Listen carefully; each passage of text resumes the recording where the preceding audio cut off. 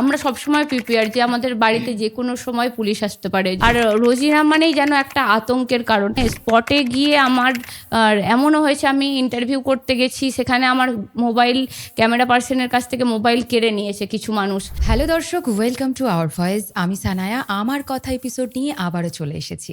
আর এখন আমাদের সাথে যিনি আছেন উনি হচ্ছে সবার পরিচিত, বঙ্গ টিভি নামে যাকে চেনে রোজিনা দি, এবং সবচাইতে বড় কথা নন্দিনী দি, যিনি একজন পুরুষাধিকার কর্মী হয়েও এখানে এসে রোজিনাদির কথা আমাকে বলেছিলেন যে সানায়া, ওই রোজিনা খুব স্ট্রাগল করেছে লাইফে। তখনই আমার খুব মনে হয়েছিল যে রোজিনাদির কথা আমি শুনবো। আমি তার জন্য অনেক অনেক ধন্যবাদ জানাই। প্রথমে কেমন আছো বলো? তোমাদেরকেও অসংখ্য ধন্যবাদ আমাকে এখানে আমার কথা শোনার জন্য আমাকে ডাকা, যেটা আওয়ার ভয়েস, মানে আমাদের ভয়েস একদম সেটা। আওয়ার ভয়েসের মধ্যেও যে রোজিনার ভয়েস থাকতে পারে তার জন্য